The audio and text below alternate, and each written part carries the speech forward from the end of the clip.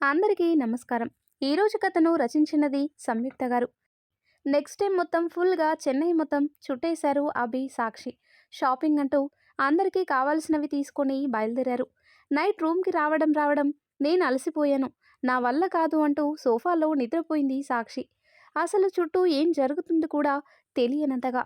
కాసేపటికి అభి లేపాడు తనని. ఏంటి అభి, నాకు నిద్ర వస్తుంది అంటుంది సాక్షి. ప్లీజ్, నా బంగారం కదా, లే అంటాడు అభి. అంటూ లేచి చుట్టూ చూసింది. Mobile ship with all arrangements. చుట్టూ చూసి మనం ఎక్కడ ఉన్నాం అని అడిగింది సాక్షి. రా అంటూ తన చెయ్యి పట్టుకొని షిప్లో రూమ్ నుండి బయటికి తీసుకుని వచ్చాడు. చుట్టూ భూమి అనేది కనపడలేదు తనకు. నిండు చందమామని వెలుగులో సముద్రం మధ్యలో నచ్చిన చెలికాడి చెయ్యి పట్టుకొని అతని భుజంపై తలవాల్చి ఆ దృశ్యాన్ని కళ్ళల్లో నింపుకుంటూ ఉంటే, హ్యాపీ బర్త్డే సాక్షి అన్నాడు అభి. అభి వైపు చూసేసరికి నవ్వుతూ, నాకేలా తెలుసు అనుకుంటున్నావా, బామ్మగారు చెప్పారు. ఎలా ఉంది నా బర్త్డే గిఫ్ట్ అన్నాడు అభి. అసలు మాటలు లేవు అభి, చాలా చాలా బాగుంది అంది సాక్షి అభిని హత్తుకుని. ఇది నీకోసమే అన్నాడు చేతిలో ఉన్న బాక్స్ ఇస్తూ. ఏంటిది అంది సాక్షి.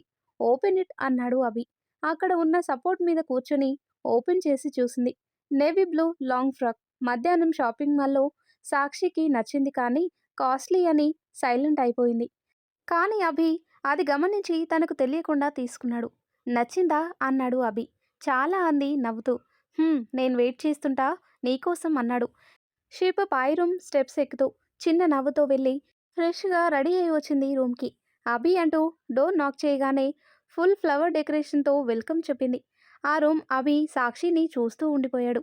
నేవీ బ్లూ లాంగ్ ఫ్రాక్లో మెడలో ముత్యాల హారంతో మొహానికి చిన్న బింది పెట్టి హెయిర్ మొత్తం వదిలేసి అలాగే అక్కడే నిలబడిపోయింది. బార్బీ డాల్లా ఉన్నావు సాక్షి అన్నాడు దగ్గరికి వచ్చి తన చెయ్యి అందుకుంటూ. రా అని రూమ్ దగ్గర ఉన్న చిన్న బాల్కనీలో అరేంజ్ చేసిన కేక్ని కట్ చేయించి సాక్షికి తినిపించి సెల్ఫీలు దిగారు. చాలాసేపు కబుర్లు చెప్పుకుంటూ అక్కడే నిలబడి సముద్రపు అందాలను చూస్తూ సాక్షి అభయ్ వైపు తిరిగి ఏంటి అని కళ్ళెగరేసింది. ఆ చందమామ ఈవేళ ఈ సముద్రాన్ని అందంగా మారిస్తే నువ్వు ఇంకా అందంగా రెడీ అయి వాళ్లతో పోటీ పడుతున్నావు అన్నాడు అభి. సాక్షి సిగ్గుతో అభి అని లోపలికి వెళ్ళబోతుంటే తన చెయ్యి పట్టుకొని నాకో కోరిక ఉంది తెలుసా అన్నాడు అభి. తన చెయ్యిని చిన్నగా కిస్ చేస్తూ టైటానిక్ మూవీ చూసావా అని అడిగాడు. అంది సాక్షి. బోట్ ఎడ్జ్లో హీరో హీరోయిన్ నిలబడే సీన్ నాకు ఒక కోరిక. అలా నాకు నచ్చిన చిన్నదాన్ని చెయ్యి పట్టుకొని బోట్ ఎడ్జ్లో నిలబడాలి అని. అభి, బర్త్డే రోజు డెత్ డే చేసుకుంటే బాగుండదు అంది సాక్షి భయంగా ఫేస్ పెట్టి. హాహా, ఏం అవ్వదు, ట్రస్ట్ మీ అన్నాడు అభి తన చెయ్యి పట్టుకుని ఫోర్స్గా లాగి. వద్దు అభి అంది కంగారుగా సాక్షి. నమ్మకం లేదా నా మీద అన్నాడు అభి. ఉంది, నాకంటే ఎక్కువగా నీ మీదే అంది సాక్షి అంటూ బోట్ ఎడ్జ్లో ఉండే రాడ్డుపై కాళ్ళు పెట్టి నించుంటూ అభి కూడా తనకి సపోర్ట్గా వెనకే నించొని వెనక నుండి హక్ చేసుకున్నాడు. తన చెయ్యి వణుకుతుంటే నవ్వుతూ కళ్ళు మూసుకొని ఏం చేస్తావే, కళ్ళు తెరిచి చూడు అంటూ సాక్షి కళ్ళు తెరవడంతో అలాగే నిలిచిపోతే బాగుండు అన్నంతగా వావ్ అభి, చాలా బాగుంది, చెప్పాను కదా బాగుంటుంది అని దింపేసి నచ్చిందా అన్నాడు. హా, కనపడవు కానీ మంచి రొమాంటిక్ సెన్స్ ఉంది మీకు అంది సాక్షి.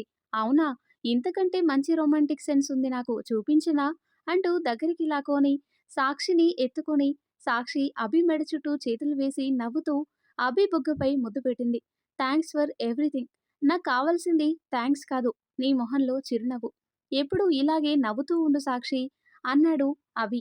ప్రజెంట్ అభి నా మొహంలో చిరునవ్వు కావాలి అని అడిగి ఇప్పుడసలు చిరునవ్వు అనే పదానికి నన్నెందుకు దూరం చేశావంటూ కన్నీళ్లు కారుస్తూ గుడి దగ్గర బాధపడుతూ ఉంటే సాక్షి వాళ్ళింట్లో పనిచేసే మంగి అమ్మాయి గారు బామ్మగారు రమ్మని చెప్పారు, అభిబాబు గారు వచ్చారు అనగానే పరుగు పరుగున ఇంటికి చేరి అభి బామ్మగారితో మాట్లాడుతూ ఉండటం చూసి అతన్ని చూస్తూ గుమ్మం దగ్గర నిలబడింది సాక్షి. సాక్షిని చూసి కళ్ళతోనే ఎలా ఉన్నావంటూ పలకరించాడు అభి. కారు ఆపి లోపలికి వస్తున్న అభికి పొలానికి వెళ్తున్న రఘురామయ్య గారు కనిపించడంతో ఆయనను పలకరించి బామ్మ గురించి అడిగారు. ఏముంది బాబు, ముసలి ప్రాణం కదా, కొంచెం బాధ ఉన్నా సంతోషం ఉన్నా తట్టుకోలేదు. మిమ్మల్ని చూడాలి అని అడిగితే పాపం మీకు ఎన్నో పనులుంటాయి, ఇబ్బంది పడ్డారా? అయ్యో అలా ఏం లేదు మామయ్య, బామ్మగారు ఎక్కడా అన్నాడు అభి. లోపలుంది బాబు, నేను పొలానికి వెళ్ళి వస్తాను అంటూ వెళ్ళిపోయాడు. లోపలికి వస్తూనే బామ్మ హడావిడిని చూసి, ఈవిడికేనా ఆరోగ్యం బాగోలేదని చెప్పింది అని నవ్వుకుంటూ, బామ్మ ఎలా ఉన్నారు అని అడిగాడు. ఏం బాగులే మనవడా, ఏదో ఉన్నాను అని దొంగ నటన ప్రదర్శిస్తూ, ఇంతలో అభి ఇల్లంతా వెతకడం గమనించి, సాక్షి ఇంట్లో లేదు, గుడికి వెళ్ళింది అంది. చిన్న నవ్వుతో, నేనొస్తున్నానట్టు తెలియదా తనకి అన్నాడు అభి. అవును మనవడా, పొద్దున్ననగా వెళ్ళింది. దాని మనసు బాగోలేకపోతే అక్కడే ఉండిపోతుంది. నాకెందుకో అది మిమ్మల్ని చూడాలని ఆరాటపడుతున్నట్లు అనిపించింది. అందుకే మీకూడా ఆరోగ్యం బాగోలేదు అంతేనా అన్నాడు నవ్వుతూ. "హ్మ్, ఉన్న ఒక్క మనవరాలు. అది గలగల నవ్వుతూ ఉంటే నాకు కొండంత బలం. అదెందుకో చాలా బాధలో ఉంది మనవడా. విషయం ఏమిటి? దాని బాధకు కారణం నేనే బామ్మా, నేనే అనుకున్నాడు మనసులో అభి. అభి వచ్చాడని పనమ్మాయి చెప్పడంతో పరుగు పరుగున ఇంటికి చేరి అభిని చూసింది సాక్షి. గుమ్మంలోనే నిలబడి, అదేంటి మీ ఆయన నిన్ను చూడాలని ఆగలేక వస్తే అక్కడే ఆగిపోయావు? పాపం ఎంత ప్రేమ చూడు. వచ్చి 2 రోజులు కూడా కాలేదు. నీకోసం వచ్చేశాడు. అభి మనసులో, వామ్మో బామ్మ, నువ్వు మామూలు దానివి కాదు. తాత ఎలా భరించాడో అని నవ్వుకుంటూ సాక్షిని గమనిస్తున్నాడు. చాలా ఏడ్చినట్టు చెబుతున్నాయి ఆ కళ్ళు. మనసు చివుక్కుమంది. తన కన్నీళ్లకు కారణం అభి అని తెలిసి ఎలా చెబితే అర్థమవుతుంది దీనికి అనుకున్నాడు.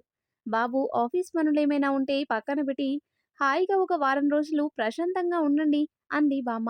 ఇక్కడ లేదు బామ్మ, పని చాలా ఉంది. ఆదివారం వస్తాను సరేనా అన్నాడు కార్ కీస్ చేతిలోకి తీసుకుంటూ.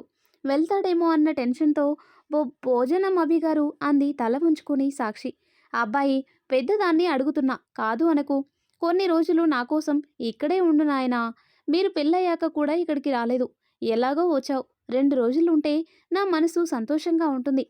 కానీ బామ్మ, నా వస్తువులేం తెచ్చుకోలేదు. నే తెప్పిస్తానండి అంది సాక్షి. సాక్షి, ఆ అబ్బాయిని గదిలోకి తీసుకుని వెళ్ళు. భోజనం ఏర్పాట్లు నేను చూస్తాను అంది బామ్మ. అంటూ వాళ్ళని పంపించేసింది. గదిలోకి రాగానే టవల్ తీస్తూ తల దింపేసింది. ఆబి చేతులు కట్టుకొని అలాగే తనని చూస్తున్నాడు. సాక్షి కళ్ళల్లో నీళ్లు నిండుకున్నాయి. అవి నేల మీద పడటానికి ముందే వాటిని తుడిచేసింది. అభి కళ్ళల్లో కూడా కన్నీటి పొర. ఇలాగే ఆరాటపడింది కానీ అబ్బాయిలు కదా, బయటపడరు. చేతిలో ఉన్న టవల్ని పక్కన పెట్టి సాక్షి తల ఎత్తి, ఇది జరగాల్సిందేనా సాక్షి అసలు? సాక్షి కన్నీళ్లతో హత్తుకొని, అభి నా వల్ల కూడా కావట్లేదు అంది. మరి ఎందుకే ఇలా దూరం అవుతున్నావు? లేదు, మీరు మీ ప్రేమ ఎప్పుడూ ఓడిపోకూడదు అంది సాక్షి. ఇప్పుడు ఓడిస్తుంది నువ్వేగా అన్నాడు అభి. నీ మీద ప్రేమ లేదా నాకు అన్నాడు. పిచ్చే నువ్వంటే. నాకు బామ్మగారు ఉన్నారు అని ఆగాను కానీ మనసులో నిన్ను గట్టిగా హత్తుకోవాలి అనిపించింది. ఇక్కడ ఉండి నిన్ను ఇబ్బంది పెడతానేమో అని భయం వేసింది. అందుకే వెళ్తా అన్నాను. అభిగారు ఫ్రెష్ అయ్యండి, భోజనం చేదురుగాని అని వెళ్ళబోతుంటే సాక్షిని వెళ్ళనివ్వకుండా తన కౌగిలిలో బిగించేశాడు అభి. సాక్షి ఆ కౌగిలిలో అన్నీ మర్చిపోయి సేద తీరుతున్న వేళ అభి తన నుదుటిపై చిన్నగా కిస్ చేసి, నువ్వు బాధపడకు, నన్ను బాధపెట్టకు. నువ్వు అనుకున్నట్టు అక్కడ ఏం లేదు. నేను ఏం చెప్పకుండానే నా కళ్ళల్లో ఉన్నది, మనసులో ఉన్నది నీకు తెలిసిపోతుంది. అలాంటిది ఎందుకే ఈ విషయంలో నీకు తెలిసి ఇలా ఉన్నావు? అది కూడా అభిగారు, చూడు, నీ బర్త్‌డే రోజు నేను చెప్పాను కదా, ఎప్పటికీ నవ్వుతూ ఉండమని. కానీ నువ్వేంటి ఇలా శోకతీవ్రతలా? నాకు నచ్చట్లేదు సాక్షి. నాకు నువ్వు కావాలి. మొన్న నైట్ నువ్వు నాకు చెప్పినప్పుడే అప్పుడే చెప్దామనుకున్నా. నాకు నువ్వు కావాలి. నీకు తెలుసుగా, నీ దగ్గర మాత్రమే నాలా నేను ఉంటాను. ఎవరి దగ్గర అలా ఉండలేనే నేను. నాకు నీ మీద తప్ప ఎవ్వరి మీద ప్రేమ లేదే అన్నాడు తల నిమురుతూ. ఎన్నో ఫోన్స్ చేశాను. నువ్వెందుకు ఎత్తలేదు? సాక్షి, ఇప్పుడు నేనడుగుతున్నాను. 2 రోజులు నేను లేకపోతే ఉండలేకపోయావు. జీవితం మొత్తం నువ్విప్పుడు తీసుకునే డెసిషన్ వల్ల నీకు దూరం అవుతాను. ఉండగలవా అని అడిగాడు అభి. సాక్షి మౌనంగా రోధిస్తుంది. తనని కూర్చోబెట్టి కళ్ళు తుడిచి, నాకు నువ్వంటే ప్రాణం. ఇంకా ఇంతకన్నా పెద్ద మాట ఉంటుందనుకోను నేను. మరి ఆ రోజు జరిగింది అంది సాక్షి. నేను నీకు చెప్పాలి అని వచ్చేలోపే నువ్వు వెళ్ళిపోయావు. కాల్స్ పిక్ చేయవు. ఎలాగే నీతో అంటుండగానే బామ్మ రావడంతో సాక్షికి దూరం జరిగి ఫ్రెష్ అవ్వడానికి వెళ్ళాడు. సాక్షి, అబ్బాయిని తీసుకునిరా, అన్నీ సిద్ధంగా ఉన్నాయి అంది బామ్మ. ఏమ్మా అలా ఉన్నావు అంది సాక్షిని గమనిస్తూ. అత్తమ్మ గుర్తుకు వచ్చింది బామ్మ అంది. పిచ్చి పిల్ల. ఎంత నెల రోజులు ఇట్టే గడిచిపోతాయి. అసలే ఒట్టి మనిషివి కాదు. ఇలా బాధపడకూడదు అంది కళ్ళు తుడుస్తూ. వాష్రూమ్ నుండి వచ్చిన అభిలాష్ ఆ మాట విని అక్కడే ఆగిపోయాడు. బామ్మ వెళ్ళగానే సాక్షిని ఫోర్సుగా తన వైపు లాగి, బామ్మ ఏం చెప్తుంది? నిజమేనా అన్నాడు సీరియస్గా. తల దింపేసి నేల చూపులు చూస్తూ అవును అంది సాక్షి. కోపంగా అభి అక్కడి నుండి కిందికి వచ్చేశాడు. సాక్షి అతని వైపు చూసి వెనకే వచ్చి అతనికి వడ్డిస్తూ పక్కనే నించొని ఉంది. తిను సాక్షి, నువ్వు కూడా. ఇలాంటి టైంలో బాగా తినాలి. చూడు మనవడా, నీ పెళ్ళాం ఇక్కడికి వచ్చిన దగ్గర నుండి సరిగ్గా తినడం లేదు, నిద్రపోవడం లేదు. ఇలా అయితే కడుపులో బిడ్డకు బలం ఎలా వస్తుంది చెప్పు? బామ్మ అంది చిన్నగా. అమ్మా, పంతులు గారు వచ్చారు అని మంగి వచ్చి చెప్పడంతో బామ్మ వెళ్ళిపోయింది. సాక్షి చేయి పట్టుకుని చైర్లో కూర్చోబెట్టి అభి తన చేత్తో సాక్షికి తినిపించాడు. తను తింటూ బామ్మ వీళ్ళ దగ్గరికి వస్తూ సాక్షికి అభి తినిపించడం గమనించి నవ్వుతూ అక్కడి నుండి వెళ్ళిపోయింది. భోజనం అయిపోయాక అభి రూమ్కి వెళ్ళాడు. తాంబూలం తీసుకుని అభి కోసం రూమ్కి వచ్చింది సాక్షి. అభి బెడ్పై కూర్చొని సెల్లో మేనేజర్కి ఒక 1 వీక్ వరకు తనని డిస్టర్బ్ చేయొద్దని మెసేజ్ పంపి సెల్ పక్కన పడేశాడు. సాక్షి అభికి తాంబూలం ఇవ్వబోతుంటే తన చెయ్యి పట్టుకొని దగ్గరికి తీసుకొని లైఫ్లో ఎంత మంచి మూమెంట్ని నా దగ్గర ఎలా దాయాలనిపించింది అన్నాడు దగ్గరికి తీసుకుని. అభి ఎదుపై సాక్షి తల ఉంచి తన ముంగుళ్లను సరిచేస్తూ 2-3 రోజులు నిద్రలేని కారణంగా అలాగే అభి ఎదుపై నిద్రపోయింది సాక్షి. సాక్షి అంటూ బామ్మ పిలుస్తూ వచ్చింది. డోర్ తెరిచే ఉండటంతో పడుకుంది బామ్మ ఇప్పుడే అంటూ తన తల దిండుపై పెట్టి దుప్పటి కప్పుతూ చెప్పాడు. ఓ అవునా, 2 రోజుల నుండి అస్సలు నిద్రపోలేదు. అకారణంగా ఏడుస్తుంది. నిద్రలో భయం వేసి మిమ్మల్ని పిలిపించాను. ఏమైనా గొడవ పడ్డారా బాబు? మీ సాక్షి గురించి మీకు తెలీదా బామ్మ? ఏమైనా మౌనంగా భరిస్తుంది కానీ గొడవ పడదు. అలా గొడవ పడినా బాగుండేది. దానికి ఈ బాధ తప్పేది అన్నాడు నిద్రపోయిన సాక్షిని చూస్తూ. ఇంత ప్రేమ పెట్టుకుని విడాకులెందుకు తీసుకోవాలి అనుకున్నారు బాబు? మీకు ఎలా? సరస్వతి ఫోన్ చేసి అసలు విషయం కనుక్కోమని చెప్పింది. అందుకే మిమ్మల్ని పిలిపించాను. అసలు విషయం చెప్పాల్సింది మీరు బామ్మ, నేను కాదు అన్నాడు అభి. నీలిమ మీకు ఏమవుతుంది బామ్మగారు? ఏం ఏం ఏంటి బాబు? ఎవరు అంది తడబడుతూ బామ్మ. నీలిమ మీకు ఎలా తెలుసు అంది. నా మొదటి ప్రేమ బామ్మగారు తను. కానీ తను వాళ్ళ మామయ్యని పెళ్లి చేసుకుంది అని నేను ప్రేమ పెళ్లికి దూరంగా ఉన్న సమయంలో సాక్షి నా జీవితంలోకి వచ్చింది. వాళ్ళిద్దరి రూపం ఒకటి అనుకున్నాను. కానీ రక్తం కూడా ఒకటే అని ఈ మధ్య తెలిసింది. అందుకే ఆ పిచ్చిది నేను తనకి దూరంగా ఉండలేను అని తెలిసినా దూరం అవ్వాలి అని చూస్తుంది. తను చూసింది నిజం అనుకుంటుంది. కానీ జరిగింది వేరే బామ్మగారు. అది తనకి అర్థం అవ్వాలని నేను తనకి అసలు విషయం చెప్పేలోపు డివోర్స్ పేపర్స్ మీద సంతకం పెట్టి వచ్చేసింది. అంటే ఏం జరిగింది బాబు అంది బామ్మ. అసలు ఏం జరిగిందో, సాక్షి ఎందుకు అలా డైవర్స్ పేపర్స్ మీద సైన్ పెట్టి వచ్చేసిందో, ఇంతకీ అంత పని అభి ఏం చేశాడో నెక్స్ట్ వీడియోలో తెలుసుకుందాం. ఎంతో ఇంట్రెస్టింగ్గా ఉండే ఈ స్టోరీ నెక్స్ట్ పార్ట్స్ కోసం ఈ వీడియో లైక్ చేసి మన ఛానల్ని తప్పకుండా సబ్స్క్రైబ్ చేయండి. Thanks for watching.